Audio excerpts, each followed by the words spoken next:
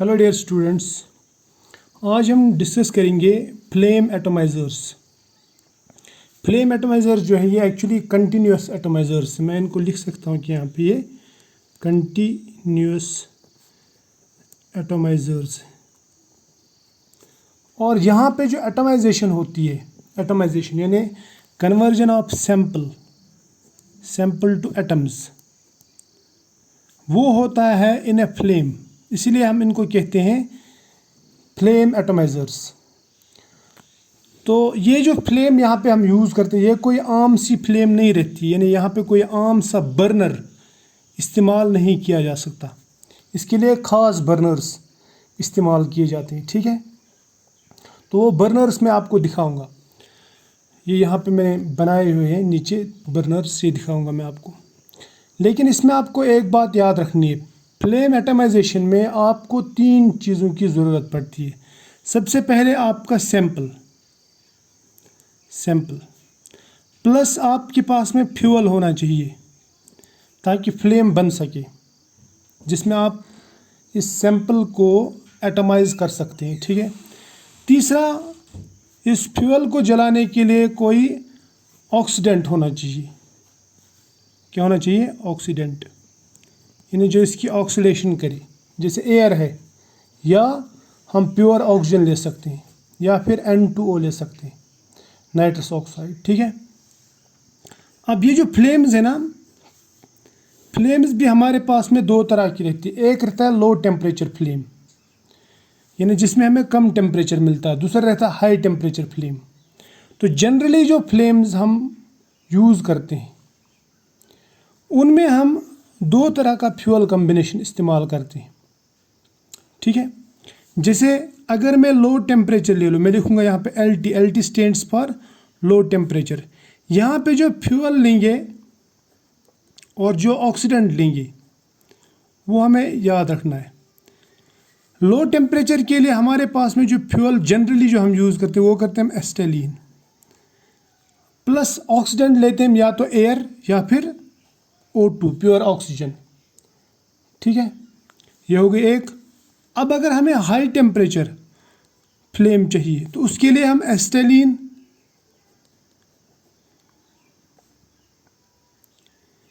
Plus लेते हैं N2O nitrous oxide, ठीक है।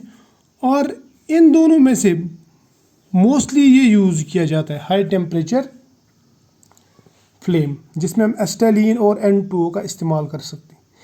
इसके अलावा और भी दूसरे जो फ्यूल्स हैं वो यूज़ कर सकते हैं, लेकिन ये ज़्यादातर यूज़ होता है, ठीक है। तो इसका मैं नाम लूँगा यहाँ पे। अब इसमें भी एक बात है, देखो ये हम 1:1 रेशो में भी यूज़ कर सकते हैं, यानी एस्टेलिन का जो मोल रेशो है और ऑक्सीडेंट का मोल रेशो है वो 1:1 रख सकते हैं। लेकिन जनरली क्या किया जाता है, एस्टेलिन जो है, एस्टेलिन ये ज़्यादा रखा जाता है इसके कंपैरिजन में, ऑक्सीडेंट के कंपैरिजन में।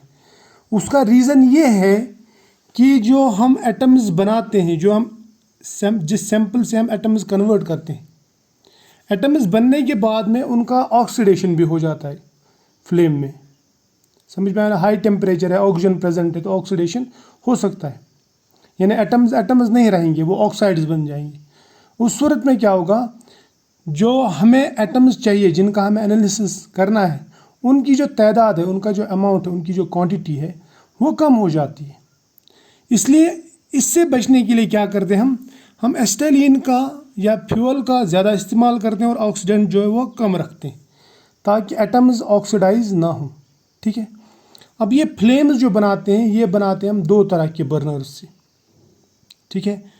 मैंने आपको ये कहा कि ये कंटिन्यूस एटमाइज़र है, यानी यहाँ पे हम कंटिन्यूसली सैंपल देते रहते हैं, फ्यूल देते रहते हैं, ऑक्सीडेंट देते रहते हैं, ऑक्सीडेंट कहूँगा मैं यहाँ पे, ऑक्सीडेंट ये देते रहते हैं ताकि वो कंटिन्यूसली फ्लेम बनते जाएं, एटम्स बनते जाएं, ठीक है। तो ये मैं बताऊँगा आपको ये कैसे होता है। देखो ये हमारे पास में 2 तरह के बर्नर है। पहले मैं ये बर्नर डिस्कस करूँगा, ये वाला बर्नर, इसको हम कहते हैं प्री मिक्सिंग बर्नर। क्या कहते हैं? Pre mixing burner. यहाँ पे मैं लिखूँगा ये प्री मिक्सड टाइप है, प्री मिक्सड टाइप बर्नर। ठीक है, देखो इसमें क्या होता है, इसमें होता क्या है, हम सैंपल लेते हैं, ठीक है, सैंपल को यहाँ से जोड़ देते हैं ये ट्यूब के थ्रू, और दूसरे ट्यूब के थ्रू हम ऑक्सीडेंट प्रोवाइड करते हैं, फॉर एग्जांपल ऑक्सीजन प्रोवाइड कर रहे हैं, ठीक। और तीसरा जो ट्यूब है यहाँ पे, तीसरा जो इनलेट है, यहाँ पे ऐसे एरोज दिखाऊंगा मैं, तीसरा जो इनलेट है यहाँ से हम फ्यूल देते हैं। तो फ्यूल, ऑक्सीडेंट और सैंपल, ये हम यहाँ पे इसको सप्लाई करते हैं, ठीक है, इस बर्नर को। लेकिन सप्लाई करने से पहले, ने आगे जाने से पहले, ये यहाँ पे टकराते हैं, तीनों चीज़ें यहाँ पे टकराते हैं। इनको कहते हैं, ये जो रीजन है ना, इसको कहते हैं मिक्सिंग बेपल्स। और मैंने आपसे कहा कि ये प्री मिक्सड टाइप है, यानी यहाँ पे फ्यूल, ऑक्सीडेंट और सैंपल ये पहले ही मिक्स हो जाते हैं, यानी यहाँ पे ये इन बेपल्स में ये मिक्सअप हो जाता है, ठीक है। और होता क्या है, यहाँ पे मैंने आपको दिखाया, यहाँ पे एस्पायरेटिंग एयर। एस्पायरेटिंग एयर क्या करता है, ये इस सैंपल को, यहाँ से जो लिक्विड सैंपल आ रहा है, ये इसको एस्पायरेट करता है, यानी इसको ड्रॉपलेट्स में कन्वर्ट करता है, ठीक है। ड्रॉपलेट्स में कन्वर्ट होने के बाद में ये फ्यूल और एयर के साथ में जब मिलता है तो यहाँ पे एक मिस्ट टाइप बनता है, एक धुंध बनती है, बादल जैसे बनते हैं। उन बादलों में क्या क्या रहता है, उनमें सैंपल भी है, उनमें ऑक्सीडेंट भी है और इनमें फ्यूल भी है। तो ये बन गए यहाँ पे बादल, ठीक, मिस्ट बन गया, धुंध बन गई, मिस्ट, मैं बोलूँगा यहाँ पे मिस्ट, ठीक। अब ये मिस्ट जो बन गया, ये हम यहाँ से यहाँ पंप कर देते, क्योंकि यहाँ से प्रेशर आ रहा है, ऑक्सीजन का प्रेशर है, फ्यूल का प्रेशर है, सैंपल का तो थोड़ा बहुत प्रेशर है, और एस्पायरेटिंग एयर का थोड़ा प्रेशर है। उस प्रेशर से ये पूरा मिक्सचर इधर चला जाता है, ठीक है। और ये जो पोर्शन है, ये बर्नर का टॉप है, ये वाला, ये बर्नर का टॉप है, ठीक। यहाँ पे ओपनिंग रहती है, एक एलोंगेटेड ओपनिंग, जो मैं बाद में बताऊंगा आपको। तो यहाँ पे ये जलता है, मतलब जलना शुरू करता है, ये हमें इग्नाइट करना पड़ता है, यहाँ पे ये जलना शुरू हो जाता है। तो ये जब जलता है तो इसमें जलने से क्या होता है, जलता क्या है, जलता फ्यूल है, जलाता कौन है इसको, ये ऑक्सीडेंट। जलने से क्या होता है, पहले ये जो यहाँ से धुंध जा रही है, इस धुंध में से पहले डिसॉल्वेशन हो जाती है, यानी सॉल्वेंट बाहर, मैं बोलूँगा यहाँ पे पहला स्टेप जो है वो डिसॉल्वेशन, यानी सॉल्वेंट जो है वो उड़ जाता है, क्लियर, एट हाई टेम्परेचर। दूसरा स्टेप जो है इसमें वो है वोलाटाइलाइजेशन। वोलाटाइलाइजेशन यानी जो सैंपल रह जाता है, रेसिड्यू जो रह जाता है पीछे फ्यूल के बगैर और उसके सॉल्वेंट के बगैर, वहाँ पे जो रेसिड्यू रहता है वो वोलाटाइल होता है, वोलाटाइलाइज होता है। उसके बाद में तीसरे स्टेप में क्या होता है, इसी फ्लेम में ये सैंपल जो है सैंपल एटम्स में कन्वर्ट हो जाता है, उसको हम बोलेंगे यहाँ पे एटोमाइजेशन, यानी conversion of sample into atoms, ये होता है यहाँ पे। तो ये पूरा समझ में आ गया आपको। अब यहाँ पे प्रॉब्लम क्या होती है, कभी कभी ये जो यहाँ पे प्री मिक्सिंग होती है, यहाँ पे तीनों चीज़ें यहाँ पे मिक्स हो रही है, ये कभी कभी डेंजरस भी हो जाता है। मतलब डेंजरस का मतलब यहाँ पे ये ब्लास्ट भी कर सकता है, ठीक है। लेकिन फिर भी ये एक अच्छा फ्लेम बर्नर है, मैं अच्छा बर्नर बोलूँगा इसको, प्री मिक्स्ड टाइप। समझ में आया। अब लेते हैं हम ये दूसरा वाला बर्नर जो मैंने यहाँ पे बनाया है, दूसरी टाइप का, इसको मैं यहाँ पे अलग कर दूँगा, ठीक है। दूसरी टाइप का जो बर्नर मैं यहाँ पे आपको दिखा रहा हूँ, इसको आप गौर से देखो। इसमें क्या होता है, इसमें सैंपल इनलेट, यहाँ से सैंपल जाता है, यहाँ से एयर आता है, मतलब ऑक्सीजन आता है दूसरे चेंबर से। ये वाला जो है ना, ये वाला ट्यूब, ये अंदर वाला ट्यूब, ये बिल्कुल अलग है। उसके बाद में उसके बाहर दूसरा ट्यूब रहता है जिसके थ्रू एयर जाता है या ऑक्सीजन जाता है। उसके बाहर तीसरा ट्यूब होता है। जिस तरह ये आप देख रहे हैं, ये जो मेरे हाथ में पेन है, इस पेन में आपको दो ट्यूब्स दिखेंगे, एक तो इसका रिफिल अंदर का और दूसरा ये कवर। ये कंसेंट्रिक ट्यूब्स हैं, मतलब अंदर एक ट्यूब है, उसके बाहर से दूसरी ट्यूब। ऐसे ही मान लो ये भी है, ये बर्नर जो है ये भी इसी तरह है, ठीक, क्लियर। और यहाँ पे इसका फ्लेम बन रहा है ऊपर, समझ में आया ना। इस टाइप के बर्नर को हम बोलते हैं, इस टाइप के बर्नर को, ये जो बर्नर मैंने बनाया यहाँ पे, उसको बोलते हैं टोटल कंजम्पशन बर्नर, ठीक है। ये याद रखना, इसका नाम क्या है इस बर्नर का, टोटल कंजम्पशन बर्नर। यहाँ पे सैंपल भी गया, एयर भी गया, यानी ऑक्सीडेंट भी गया और फ्यूल भी, ये तीनों यहाँ पे मिलते, इस टिप पे मिलते, इस ओपनिंग पे मिलते और एक साथ यहाँ पे मिलते, यानी यहाँ पे प्री मिक्सिंग नहीं होती, यहाँ पे मिक्सिंग होती तो इधर ही होती, समझ में आया, यहाँ पे इस जगह पे होती है, इसलिए मैं इसको बोलूँगा टोटल कंजम्पशन बर्नर। यानी यहाँ पे कोई भी रेसिड्यू पीछे नहीं रह जाता। देखो इसमें क्या होता है, इसमें कुछ कुछ ड्रॉपलेट्स जो वो जो मिस्ट के जो ड्रॉपलेट्स वो कंडेंस होकर यहाँ पे जमा हो जाते हैं और बाद में हम उनको ड्रेन आउट करते हैं। क्या करते हैं? Drain out, right. यहाँ तक तो समझ में आया। ये याद रखना, ये दो तरह के बर्नर्स हैं, ठीक। अब इनके जो एडवांटेजेस हैं दोनों के और इनके जो ड्रॉबैक्स हैं वो भी मैं आपको बताऊंगा, लेकिन इससे पहले मैं बताऊंगा आपको ये फ्लेम के बारे में। जो भी फ्लेम बनता है, देखो सबसे पहले जो फ्लेम बनाते हैं ना, ये फ्लेम का जो टॉप रहता है, बर्नर का जो टॉप रहता है इस तरह का रहता है, एलोंगेटेड टॉप। यहाँ पे इस तरह की एलोंगेटेड फ्लेम बनती है, ये फ्लेम है। इस तरह क्यों बनती है ये फ्लेम? ये इसका बेस है, बेस, यानी ये जो मैंने बनाया ना यहाँ पे, इसको कहते हैं बेस, ये इसका बेस है, राइट, फ्लेम का बेस। अब ये एलोंगेटेड क्यों बनाते? ताकि ये इसलिए बनाता ताकि इसमें जब लाइट पास हो ना तो वो ज़्यादा से ज़्यादा एटम्स के साथ टकराए और एटम्स का इजीली एनालिसिस हो, ताकि हमें यहाँ पे अच्छा खासा एब्जॉर्प्शन मिल जाए, समझ में आया ना। और ये जो टेक्निक है ये अच्छी खासी सेंसिटिव बन जाए, इसलिए हम इसको एलोंगेटेड, इस तरह की ये जो ओपनिंग है ना, ये एलोंगेटेड ओपनिंग बनाते हैं ताकि फ्लेम भी एलोंगेटेड बन जाए और इस लाइट को, फ्लेम का बहुत सारा पाथ या जो पाथ लेंथ बोलूँगा मैं, ज़्यादा से ज़्यादा क्रॉस करनी पड़े और ताकि ज़्यादा से ज़्यादा एटम्स इसके साथ में टकराएं। और आपको याद अगर होगा तो मैंने आपको बताया था कि ये जो यहाँ से लाइट आती है, ये नैरो लाइट आती है, narrow beam of light, right. चलो यहाँ तक तो हो गया, शाबाश। अब हम देखते हैं इस फ्लेम, ये जो मैंने आपको बताया, इस यहाँ पे जो फ्लेम बनती है या ये फ्लेम बनती, इस फ्लेम का जो स्ट्रक्चर है वो कैसा रहता है। देखो ये फ्लेम जो रहता है, फ्लेम, इसके 3 पार्ट्स रहते हैं, मैं ऐसे बताऊंगा। ये मान लो ये फ्लेम है, ये फ्लेम है और ये फ्लेम है, इसको गौर से देखना। ये जो मैंने 3 पार्ट्स बनाए ना, एक पार्ट मैंने ये बनाया, इसको मैं बोलूँगा, जो मैंने ऐसे डार्क किया, इसको मैं बोलूँगा मैं इंटरनल रीजन, ठीक है। सॉरी, इसको बोलेंगे, ये वाला जो रीजन है इंटरनल नहीं, ये प्राइमरी जोन है, इसको मैं बोलूँगा प्राइमरी रीजन या प्राइमरी जोन। और ये जो ये इंटरनल जोन है या इंटरनल रीजन बोलूँगा मैं इसको, इंटरनल रीजन।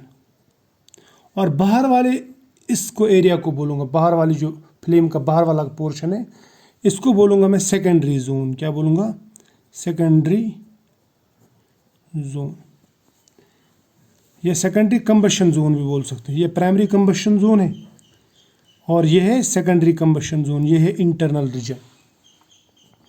ये वाला जो रीजन है ना, इंटरनल रीजन, ये वाला रीजन, ये हॉटेस्ट रीजन रहता है। क्या रहता है? Hottest reason.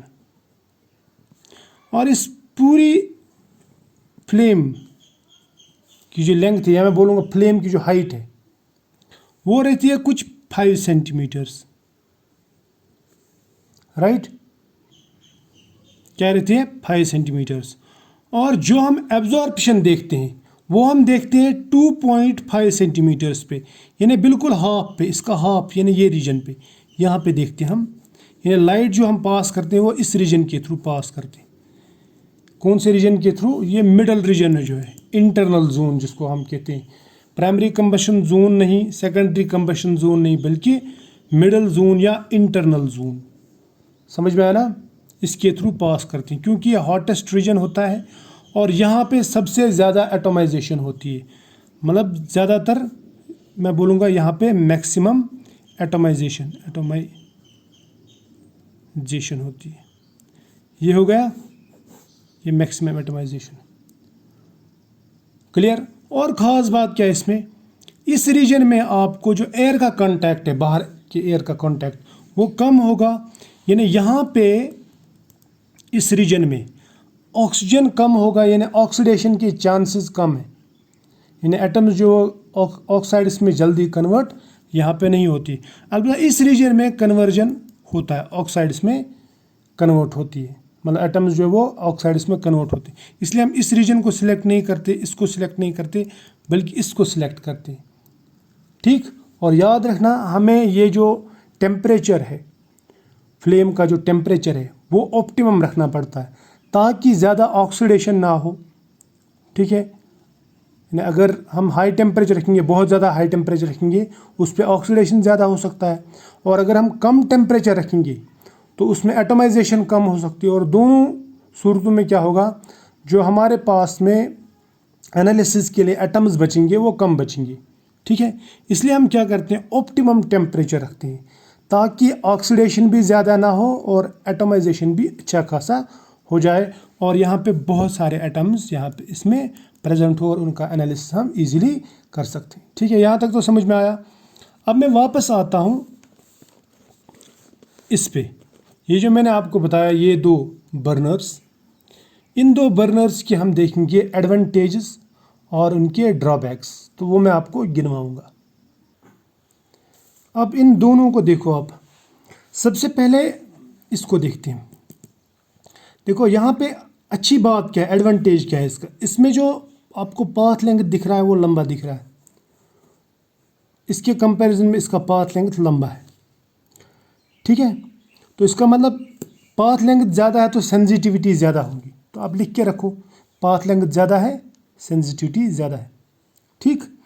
दूसरा जो है, यहाँ पे जो ड्रॉपलेट्स पहुँचते हैं, मैंने आपको बताया कि कुछ यहाँ पे ड्रेन आउट करने पड़ते हैं, जो यहाँ पे कंडेंस होते हैं, तो यहाँ पे ड्रॉपलेट्स जो है वो कम पहुँचते हैं। इसलिए यहाँ पे जो ऑपरेशन होता है वो क्लीन ऑपरेशन होता है। ठीक? क्वाइट ऑपरेशन जिसको आप बोल सकते हैं, क्लीन ऑपरेशन। यानी यहाँ पे जो इसकी ओपनिंग रहती है, ये जो ओपनिंग है ना, यहाँ पे जो ओपनिंग है, ये क्लॉग नहीं हो सकती, इन्हें ब्लॉक नहीं हो सकती, बंद नहीं हो सकती, क्योंकि यहाँ पे आपको मतलब मिस्ट आ रही है, वेपर्स आ रहे हैं, कम आ रहे हैं और यहाँ पे वो बर्न हो रहे हैं, बात खलास। ठीक? तो इसके एडवांटेजेस हैं। अब इसके एडवांटेजेस क्या क्या है, देखो यहाँ पे क्या है। यहाँ पे पूरे का पूरा सैंपल यहाँ टिप के ऊपर पहुँचता है, बेस के ऊपर पहुँचता है और बर्न हो जाता है। अब पूरा बर्न हो गया तो उससे क्या फ़ायदा है? उससे फ़ायदा ये है कि आपको सेंसिटिविटी ज़्यादा मिलेगी। यानी यहाँ पे आपको एनालिसिस अच्छी खासी मिलती है, आपको अच्छी खासा एब्जॉर्प्शन मिल सकता है। ठीक? और यहाँ पे सैंपल की जो अमाउंट है, मैंने आपसे कहा, वो भी अच्छा खासा रहता है। वो एक एडवांटेज है। सैंपल इसमें ज़्यादा रहा फ्लेम में तो ज़्यादा एनालिसिस अच्छी तरह से हो सकता है, ज़्यादा सेंसिटिव एनालिसिस हो सकता है। और इसमें एक्सप्लोजन का खतरा नहीं है, जबकि इसमें एक्सप्लोजन का खतरा है। ठीक है? इसमें पाथ लेंथ ज़्यादा, इसमें पाथ लेंथ कम है। इसमें एक्सप्लोजन होता है लेकिन इसमें एक्सप्लोजन नहीं होता है। ये जो है, ये वाला मैंने आपको कहा कि यहाँ पे क्लॉगिंग नहीं होती है, लेकिन इसमें क्लॉगिंग हो जाती है। क्लियर? जो चीज़ें इसमें है वो इसमें नहीं है। यहाँ पे लेकिन एक्सप्लोजन होता है, यहाँ पे एक्सप्लोजन का आपको खतरा नहीं। ठीक? क्लियर? अब इसमें अगर हम देखेंगे, इसमें पाथ लेंथ लंबा है, इसमें लेकिन पाथ लेंथ मैंने डेलिबरेटली बनाया ये ऐसा, तो ये छोटा पाथ लेंथ है। समझ में आया ना? यहाँ पे जो भी वेपर्स आते हैं वो सब के सब वो यहाँ पे डिकम्पोज होते हैं और एटमाइज हो जाते हैं। लेकिन यहाँ पे जो लार्ज ड्रॉपलेट्स आते हैं, लार्ज ड्रॉपलेट्स, क्योंकि यहाँ पे पूरा सैंपल इधर जा रहा है, तो लार्ज ड्रॉपलेट्स जो वो कम्प्लीटली डिकम्पोज नहीं होती, उससे एनालिसिस अच्छा खासा नहीं हो सकता। ठीक, समझ में आया? इसकी जो सैंपल इंट्रोडक्शन की जो रेट है, रेट ऑफ यानी स्पीड, वो डिपेंड करता है विस्कोसिटी ऑफ सैंपल, सैंपल की विस्कोसिटी कैसी, समझ में आया ना? यहाँ पे जो रेट ऑफ सैंपल इंट्रोडक्शन है वो कम रहता है, क्योंकि आधा सैंपल यहीं पे रह जाता है। यहाँ पे पूरे का पूरा सैंपल इधर आता है तो पूरे का पूरा एनालिसिस होगा। यहाँ पे क्या होता है, यहाँ पे आपको जो ज़्यादा वोलाटाइल होगा, वोलाटाइल चीज़ जो होगी वो यहाँ आ जाएगी, लेकिन जो लेस वोलाटाइल होगी वो पीछे रह जा सकती है। तो उससे हमारा जो एनालिसिस है उसमें एरर आ सकता है, लेकिन यहाँ पे ऐसी बात नहीं है। क्लियर, समझ में आया?